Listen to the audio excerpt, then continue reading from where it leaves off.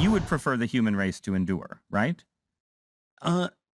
You're hesitating. Yeah, well, yes? I don't know. I would, this is a long hesitation. This is a long hesitation. There's so many questions implicit in Should this. the human race survive?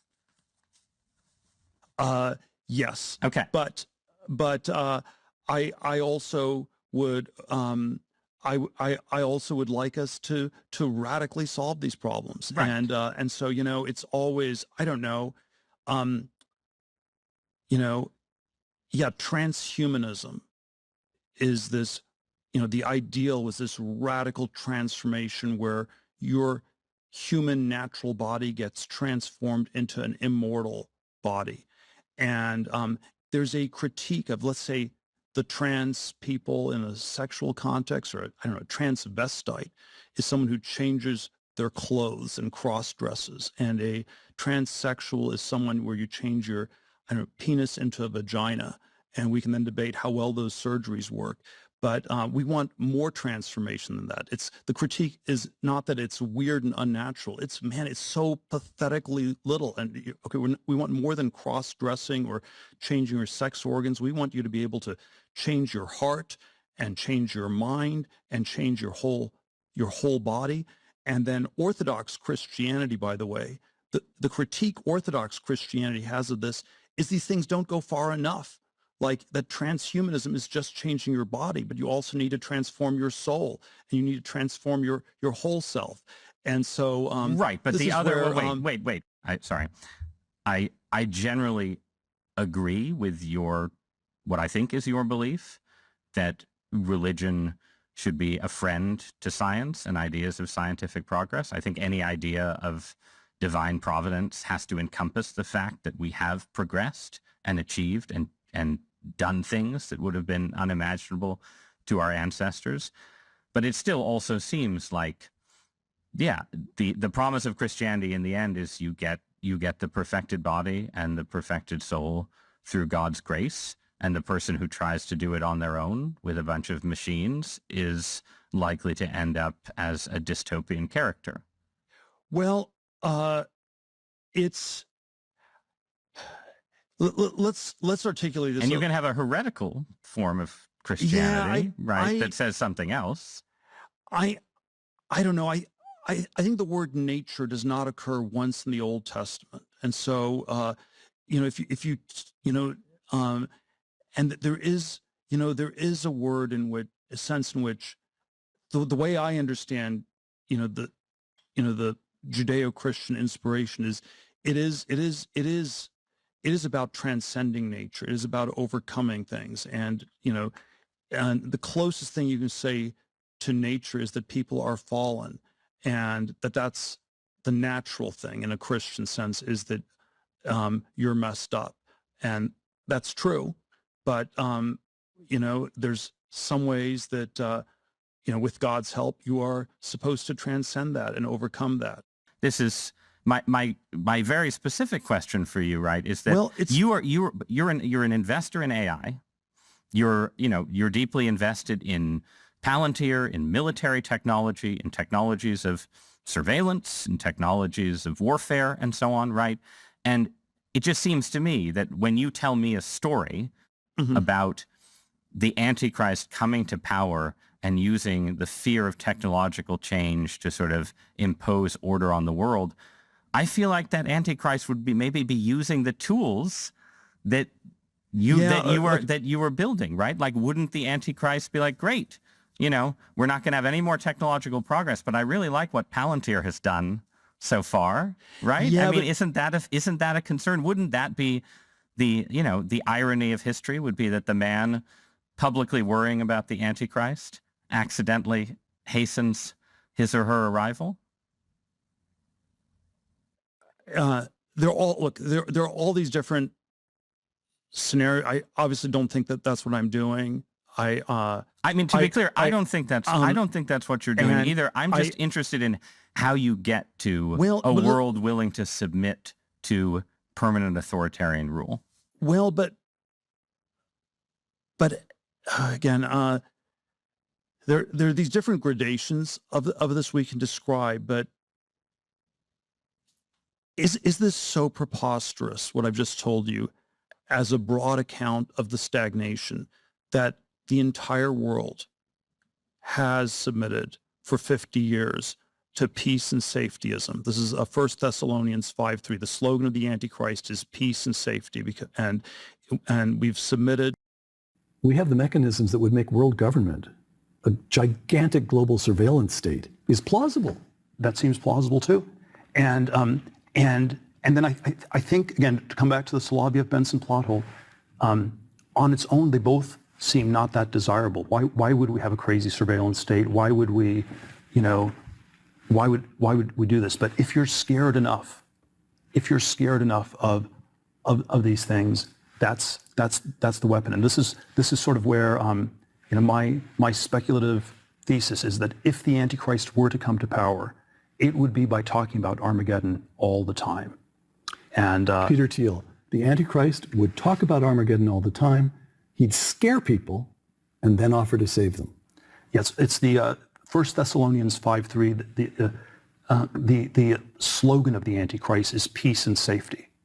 And so, which is nothing wrong with peace and safety, but you have to sort of imagine that it resonates very differently in a world where the stakes are so absolute, where the stakes are so extreme, where the alternative to peace and safety is, Armageddon and the destruction of all things. And then that's where peace and safety gets you way more than it would have in 1750. René Girard, in I Saw Satan Fall Like Lightning, one of his books, the Antichrist boasts of bringing to human beings the peace and tolerance that Christianity promised but has failed to deliver.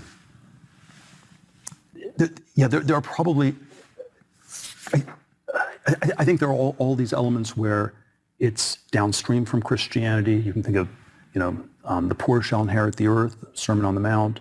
Marxist theory is we're going to be more Christian, we're going to accelerate it, we're going to bring it about faster. So there is, the Antichrist probably presents as a great humanitarian, as a great, it's redistributive, it's as an extremely great philanthropist, as an effective altruist, all of those kinds of things. And these things are not, simply anti-Christian, but it is always when they get overly combined with state power that something is very wrong. There are sort of ways Christ wants to unify the world. You have the parable of the Good Samaritan, where you should take care of people even if you're not related to them, and it's good to act like the Good Samaritan and to take care of people who are not just in your family or tribe or country. But then if you force everyone to be a Good Samaritan and you force a borderless world, it's somehow adjacent. It's an intensification, but it's somehow also very much the opposite. Can you imagine that in 10 years when we are sitting here, we have an implant in our brains, and I can immediately feel, because you all will have implants. People will literally be part of a network. All the bodies, all the brains would be connected together to a network, and you won't be able to survive if you're disconnected from the net. With AI taking over many of the unskilled and possibly some of the skilled activities, then there will be people for whom seems to be society. It won't have much use for these people. We need to accept that there will be some pain in the process. I think we're going to have to think about a recalibration of a whole range of human rights that are playing out online. Individual carbon footprint tracker. Many of these things will be built directly into our bodies. That's a hostile corporate takeover of your body and a digital surveillance censorship dictatorship. President Eisenhower tried to warn us about this years ago. The hostile takeover of a scientific, technological elite. They provide much more powerful intelligence for decision-making. Can a microscopic tag be implanted in a person's body to track his every movement? You will rule on that. The next phase is the surveillance going under our skin. Now that we've cracked the code of life, it will not take much longer before we can start to play God. The new powers that we are gaining now, especially the powers of biotechnology and artificial intelligence, are really going to transform us into gods. It's a total, complete AI takeover of every facet of human life, like Harari and others have been saying. Given all the technological developments, it might be feasible, even easy, to support people, even if they don't work, to give them a universal basic income, to give them enough food, enough medicine, and so forth. The big question is meaning. What will they do all day?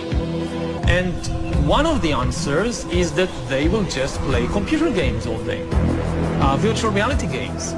They will spend more and more time playing virtual reality games that will give them much more excitement and emotional engagement than anything in the real world outside.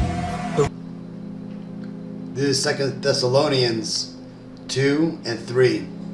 Let no man deceive you by any means, for that day shall not come, except there come a falling away first, and that man of sin be revealed, the son of perdition, who opposeth and exalteth himself above all that is called God, or that is worshipped, so that he, as God, sitteth in the temple of God, showing himself that he is God. Shalom, Kahala Yahweh, Ba'Shem Yashai, Ba'Shem Kobradash, which are the true Hebrew names for the Most High Father, Yahweh, which is Hebrew for He is, and the name of His only begotten Son, who the world ignorantly calls Jesus Christ, whose true Hebrew name is Yahweh Shai, which is Hebrew for He is salvation, He delivers. Double honors my teachers, the apostles and elders of Great Millstone. Peace and mercy to the elect, with the house of David reborn again in this generation. And shalom to the 130 Asherallah, who today are known as the Negroes, Latinos, and Native Americans, who before losing our true heritage, we were known as, and still are, the true Hebrew Israelites of the Holy Bible. In today's lesson, we're going to talk about the man in the videos we just watched. His name is Peter Thiel. Now, as you've seen in these videos, this man is very connected, okay? And not only that, but he has some incredibly crazy ideas, okay? Now, if you don't understand who this man is, he is basically Elon Musk, like, equal, okay? He's one of his contemporaries. When you look at this guy, though, he's more connected, okay? He, like I said, he started out with PayPal. He created it. Then they brought Elon in. He's one of the world's richest people right now. He was made somewhat mainstream popular back when Vice was doing good documentaries.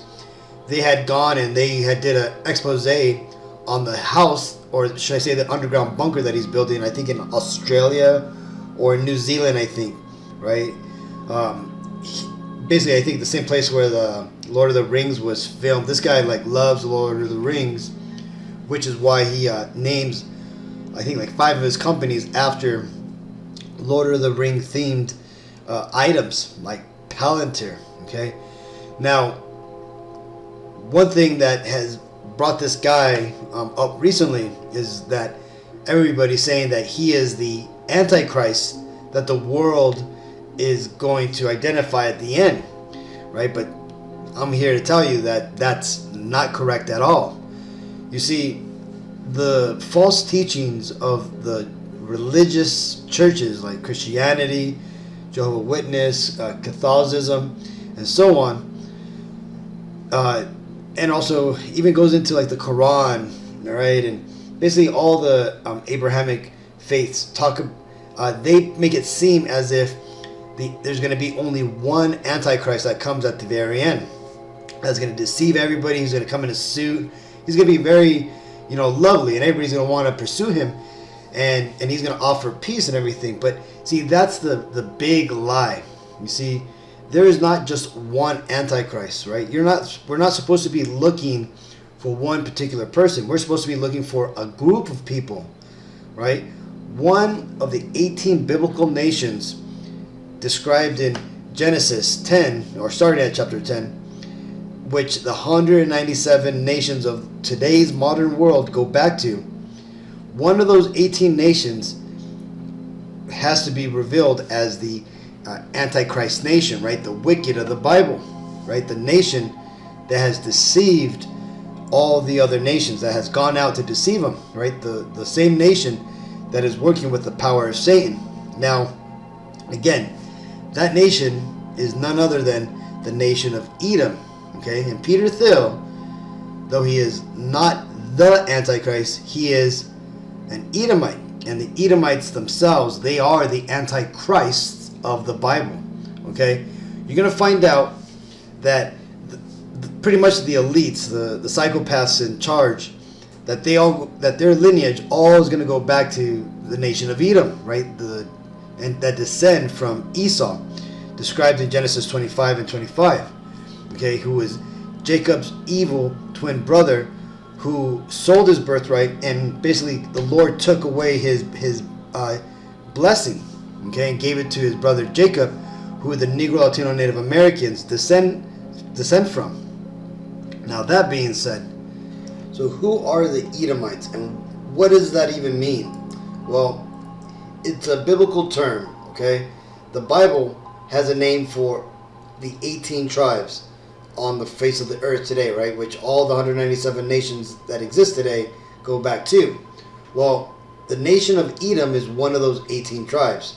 And this is what the Bible says regarding Edom, and which is why it's a talking point right now. It says, this is from the Compact Bible Dictionary from Zondavins. It says, Edom figures prominently in the prophetic scriptures as the scene of great future judgments. She is the only neighbor of the Israelites who was not given any promise of mercy from God. Okay? So when you understand this, the reason why Edom wasn't given any promise of mercy is because the nation of Edom is the nation which the world will soon find out are the Antichrist of the Bible. Okay? They're the nation that is going to be destroyed when God comes back. Okay? And how do we know that the so-called Caucasian and so-called Israelis are the Edomites? Well, it's because it's in their books. They actually write it themselves in their own history, but it's hidden within old books and just historic testimonies that we could see. A good source is this book, The Roman Empire of the Edomite, by William Beeston, right? Another good book is called Who is Esau Edom? Okay, written in 1991.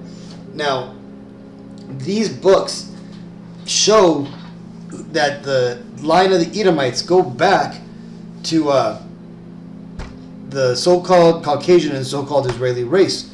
Because when you understand where those people came back from, they go back to the pagan Romans, right? The Romans that went and destroyed Jerusalem, okay?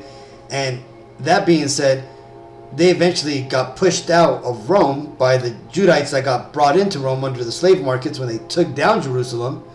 They ultimately fled north, right? And to the outer bounds of the Roman Empire, okay? There's even information about this. You can read about Cato's fish ponds, right? Where he implores basically the Edomite Romans to come back to the government and come back into the cities to basically run Rome again, right? To basically make it great again, right? Make Rome great again, right? But they didn't. They stayed on the outer skirts, and most of them went up to the Caucasus Mountains, and that's because the Lord put a spirit on these Edomites for them to fall from power, right? To fall, you know, what does the Bible say, right? I seen Satan fall as lightning, right? These devils got taken out of power, which is going to happen again. They're about to get taken out of power, which is why they're doing all the crazy things you see them doing right now. We're about to start World War III, about to do a whole worldwide surveillance en masse through technology that Peter Thiel and, you know, Elon Musk are providing, you know, bring forth the mark of the beast and the one world order system, right? This is all part of these Edomites' plan. So again, we know who the Edomites were in ancient history. Okay, they were the Romans, and we understand now who the Romans are today. Okay, and it's predominantly the Caucasian and Israelis. But again, remember, there's going to be, just like there's Israelites mixed amongst all the 197 nations all across the world, but however, they're predominantly found within the Negro, Latino, Native American races. Same thing with these Edomites. They're going to be mixed in throughout all the 197 nations of the world, but they're predominantly within the Caucasian and Israeli race, right? And besides that, prophecy proves that these are the guys who are the Edomites, okay? And why is that? Well, because again, it tells us in the Bible that Edom in the end times would be in possession of the Holy Land, that they would get it by deception, that they would start calling themselves the Jews, and they're not. It also tells you that they would be the rulers of the world and that they would rule through their weaponry.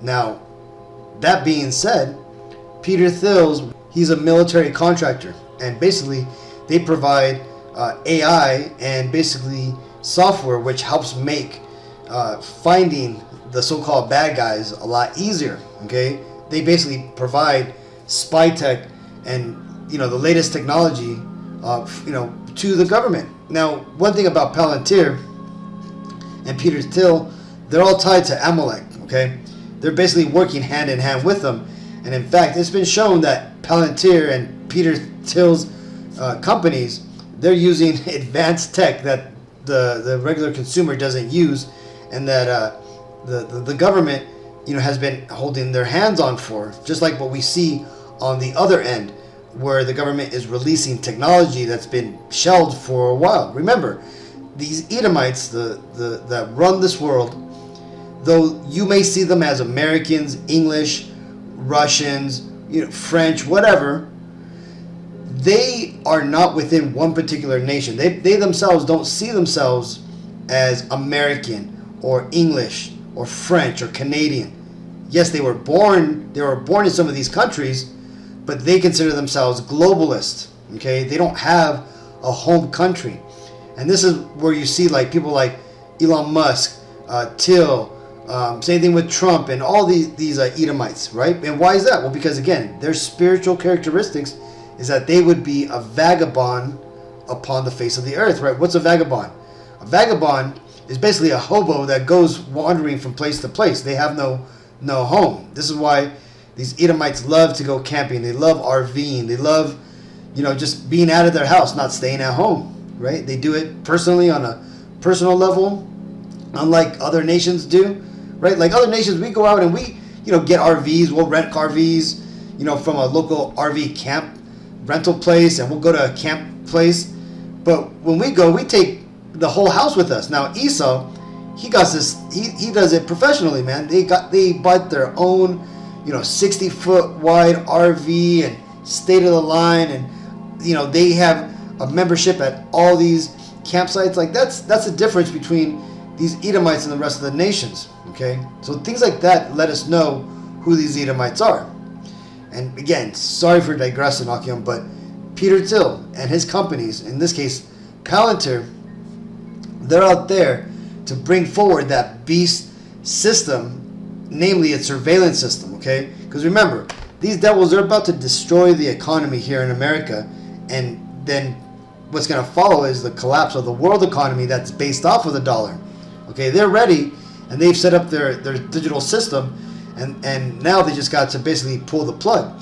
And that system, it needs to have some sort of surveillance, and basically monitoring, and that's where Palantir comes in. This is where we hear about how Trump worked with Palantir to basically bring forward a civilian database for all Americans, and you better believe that they're doing the exact same thing in other countries, because they're getting everybody ready. And this way, when the new digital IDs go online, the digital dollars go online, and eventually your carbon credit, which is basically your social credit score, it'll go online. It'll all be tied together, and it'll all be surveyed. So again, when you buy that Snickers, when you go to, outside of your 15-minute city, when you do certain things, it'll all be surveilled and ultimately counted against your allotted resources that companies that like Palantir are going to be bringing forward, right? And they're not only going to do it here in America, like I said, they're bringing it all over the world. And they're also tied in with NATO, okay? That's what Peter Thiel is doing. Now, again, Peter Thiel is not just one, man unto himself. He's part of a whole conglomerate system of control that these Edomites have set up. Namely, we see it through secret clandestine organizations like the CIA. When you look at Peter Thiel's companies, they're basically just fronts for CIA organizations, right? And it's the way for the government or these Edomites to go outside of the laws that restrain them within the government, right? This is where, again, companies like Elon Musk companies, Amazon, Jeff Bezos companies, Peter Thiel's companies, all these companies are used by the government. This is pretty much what you would refer to as fascism, right? Where the government and corporations are working hand in hand, right? You got that revolving door where they go from government to corporations back and forth. Because this is Esau's system of control, right? He, just like he doesn't tie himself to one country, he doesn't tie himself to one system, right? This is what Palantir ultimately wants to do. They want to get rid of the governments of the world, right? They want to be the new government. Let's listen to this to let you know what Palantir actually, what their grand plan is. This is their current CEO. This is Alex Karp at the World Economic Forum in 2023 talking about the primary goal of Palantir. Go for it. Then we were asked if we were willing to supply our product philanthropically, basically for free, and I was very in favor of this because our primary mission is, in fact, to set a global standard for the world for behavior. To set a global standard for behavior, that means they want to control everything. And why is it that the guys that want to control everything, the majority of them look like that guy?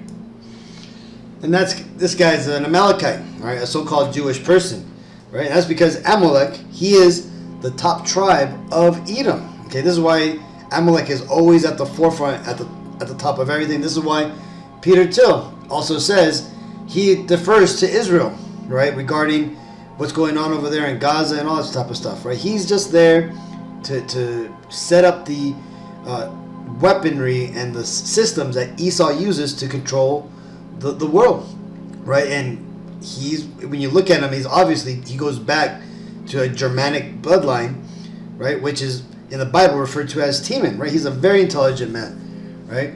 So that being said, let's read this. This is Genesis 25 and 27. And the boys grew, and Esau was a cunning hunter, a man of the field, and Jacob was a plain man, dwelling in tents. Now the point here is is what I highlighted, right, where it says Esau was a cunning hunter. And just like today, these traits have carried on to the descendants of Esau. Okay, that would be these Edomites, like Peter Thiel, right? They are cunning hunters, not only physically in the real world, where you have Palantir and Androl, which is like the weapons company, the weapons drone company that Peter Thiel has started.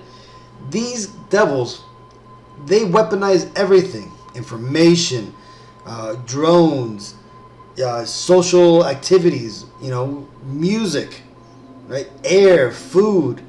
That's Esau's, ability, right? He is a cunning hunter, okay? And just like he was back then, his descendants are now. And this is why it's obvious when you look at, these hunting magazines, who's on the cover, right? You don't see no Michael Jordan. You don't see, no Ricky Martin.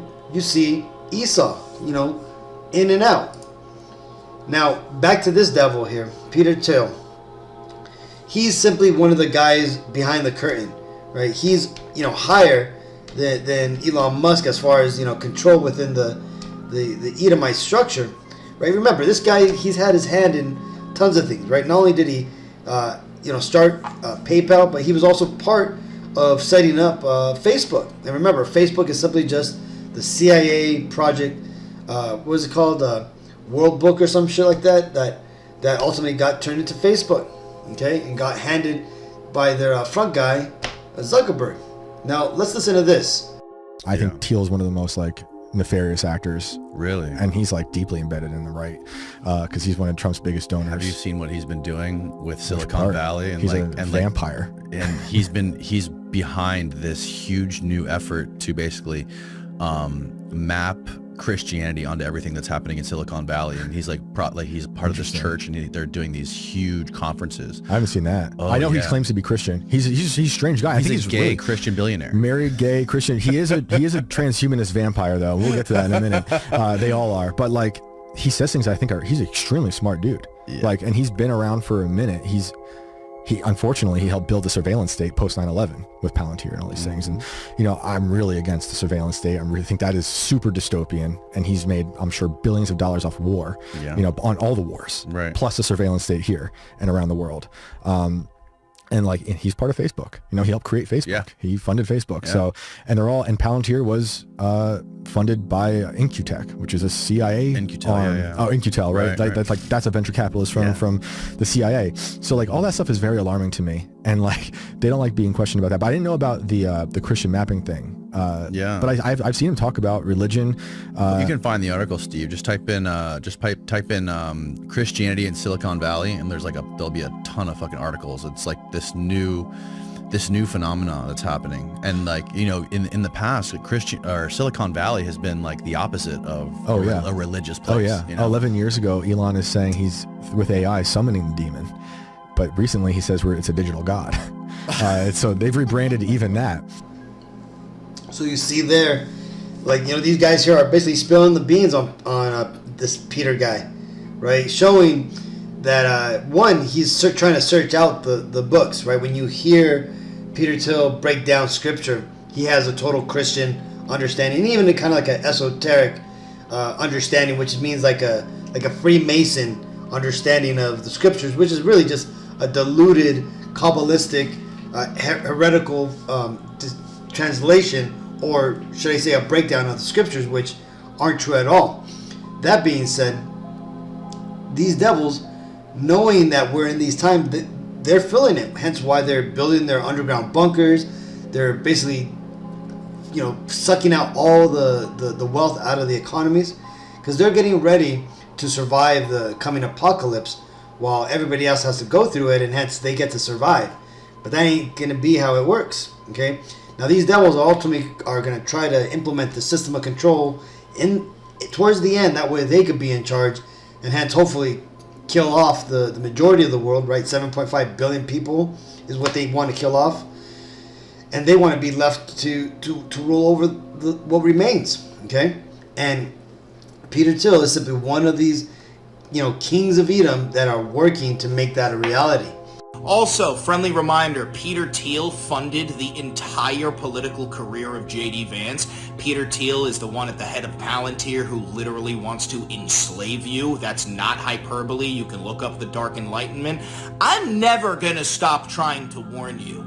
You can fucking scream at me, you're a fearmonger! I'm gonna keep fucking warning you. They want to enslave you, brother. They don't think democracy works. They want either a monarchy or tech feudalism. They want to carve this nation into districts where different companies run the districts and there's a chairman of the board at the top instead of a president. This is not fucking hyperbole. Curtis Yarvin is J.D. Vance's fucking idol. He was invited to the White House. You guys are going to be in the literal back of trucks sent to a work camp going, he's just fear-mongering. Wake up. Wake the fuck up. And like that guy said, right, these devils, including Peter Thiel, they are working to create a new world order, which, like it says, are going to be ran by different corporations. Now, if you understand the UCC code and the way America is actually structured, you understand that America already is a corporation, but there's still some, permitted liberties to the people within the system. Now, these devils want to take that whole system and they want to rewrite it. They basically want to get rid of democracy, and they want to, like the guy said, a tech feudalism, which is referred to as a technocracy, right? Basically, instead of you having judges, presidents, mayors, everything is ran by AI. Okay, and not only that, but like I said, they want to put your body, they want to put your consciousness into a machine. They want to put everything into the machine. Hence, you won't need a body if you're living in a machine, and hence they can get down to that 500 million, goal they want. Now, a lot of these devils are dead, but for the most part, these are the kings of Edom. They're all Edomites, okay, the so-called Caucasian and Israeli race, and they've set up these organizations, and there's so many that I couldn't put them on here, but this is an old organization that Esau has established, right? This is why he runs the whole world, through the shadows, in what is referred to as the deep state or the Illuminati and all these things. But for the most part, it's these Edomites, okay? And they go by Freemasons, the Knights Templar, and all this stuff. But again, it all goes back to Edom. That is their biblical identity. Now remember, these devils are hiding from their identity. This is why they say the Caucasians have no culture. And the only culture that the so-called Israelis have is the stolen culture, which they took from the so-called Negroes, right? Because again, they're not the true biblical Jews. They're the biblical Amalekites, which are of the nation of Edom. Now, that being said, let's read this. Psalm 64:2. Hide me from the secret counsel of the wicked, from the insurrection of the workers of iniquity, who whet their tongues like a sword, and bend their bows to shoot their arrows, even bitter words, that they may shoot in secret at the perfect. Suddenly do they shoot at him and fear not. They encourage themselves in an evil matter. They commune of laying snares. Privily they say, who shall see them? And that's these Edomites, man. They are doing all this, in a way to not alarm the people. Okay, this is why they use marketing to hide the lethality of what they're doing. Okay, they try to make jokes out of it. They try to put good PR spin on things, because again, they're currently warring with you Israelites. Okay, you Negro, Latino, Native Americans. There is a secret war which silent weapons are being used against you. Okay, your phones, the media, music, the food, the environment, right? The education, the laws. All these things are these devils coming down upon us Israelites, the Negro, Latino, Native Americans. Now, yes, they're coming down on everybody, but namely it's to get rid of us. It's to have that control over us, because we are the ones who the Lord is coming back to give that salvation, which is basically the rulership of the world too. And they want it. And this is the secret council which these Edomites at the very top, people like Peter Thiel, are on, and setting up these secret agendas to bring forward their New World Order. But what's going to happen? Well, it's going to fail, because it tells us in the Bible, Job 20:23, when he is about to fill his belly, God shall cast the fury of his wrath upon him, and shall rain it upon him while he is eating. So you see, when you understand the Bible, you understand that a lot of the prophets and the kings and everybody who prophesied, for the most part, they were all speaking about one timeline, right? What's going on, and a lot of them covered the wicked of the Bible. Now, back in this time, this is the mystery, right? Even until recently, it was a mystery of who the wicked of the Bible actually were. Okay, we understand that wicked described in the Bible is actually the nation of Edom, okay, which was the prophesied nation to be in rulership at the end times. Okay, and that's what we're currently living through. So again, this has all been studied, and this is why we're making these lessons, to get this message out. Because again, the more this message gets out, the sooner the end comes. So like it tells you here, when he is about to fill his belly, meaning that when he's about to finish his agenda of bringing forward the New World Order and microchipping people, and setting up these 15-minute cities, and this this whole cities, when you look at Kazakhstan and you look at Neom that they're trying to build in Saudi Arabia, and all these 15-minute cities that they're working on now, right? That, along with the law, the WEF Accords, and all the peace treaties, all the new BRICS economic system that's being set up, all that is these Edomites eating, right? They're eating, they're getting things done. But when they're about to get filled, when they're about to finish their agenda, then the Lord is going to cast his fury upon him, which is what?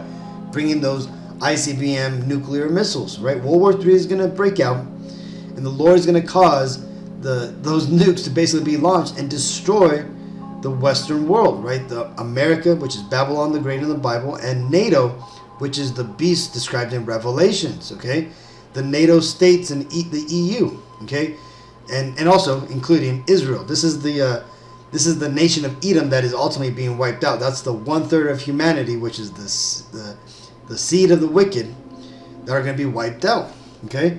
That's what the Lord's going to bring when he brings forward his fury. And again, it's not just Job, talking, about a random group of people, because right here it tells you that the nation of Edom, which are descendants of Esau, which are today the Caucasian and Israeli race, they are going to come to their end ultimately, okay, because of all the crazy stuff they're doing right now to bring forward the end of the world, right? The Third World War, how they're orchestrating it, so that way they could use it as some sort of leverage to take over the world and set up a new world order, right? Where they're the rulers forever, and the rest of the world, what happens to survive that is put into continual subjection. Okay, this is Obadiah chapter 1 verse 8. Shall not in that day, right, the end day, saith Yahweh Bashem Ashai, even destroy the wise men out of Edom, and understanding out of the mount of Esau, and thy mighty men, O Teman, shall be dismayed, to the end that every one of the mount of Esau may be cut off by slaughter. For thy violence against thy brother Jacob, shame shall cover thee, and thou shalt be cut off forever.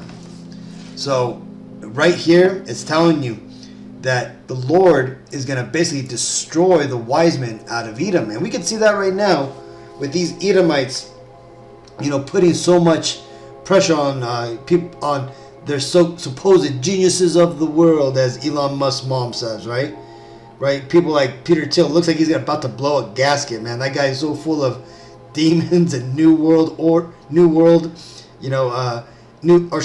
age medical treatments. He probably got a transfusion from somebody with the C19 blood clot and shit, man. That guy's probably done for. But again, it tells you, man, that the Lord is going to cause the wise men of the Mount of Esau, which help them, get into control, because they are wiser than Daniel, the Bible says, right?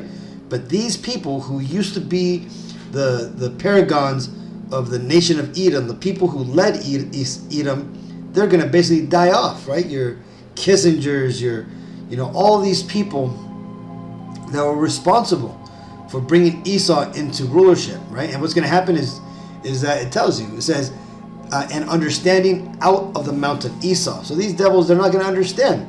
So when it says that, Peter Thiel is here trying to map all Christianity in Silicon Valley, see, these devils, they're trying to find out the truth of the Bible. They're trying to find ways to get out of their judgment. But what does the scripture say? That the Lord has set up a snare, for the necks of these people, that they are not going to be able to move their necks. Basically meaning they're not going to get out of this trap the Lord has set up.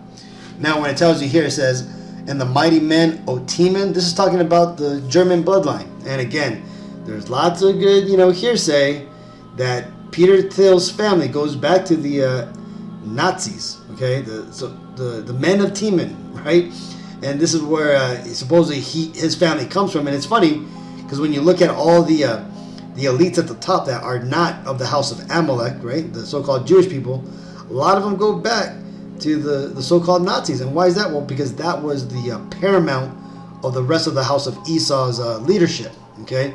This is why even the English crown family, the royal family, they're all basically a bunch of Nazis. Just look up, Prince Philip, right? The Queen's husband, right? He was a straight up Nazi. His whole family was, right? So, but the point being is that the old men of Teman, that includes people like Donald Trump, who is German. People like Peter Thiel, who, again, I believe his roots go back to German or Teman, which ultimately go back to these Edomites, right? People like Elon Musk, another German-looking, South African, right?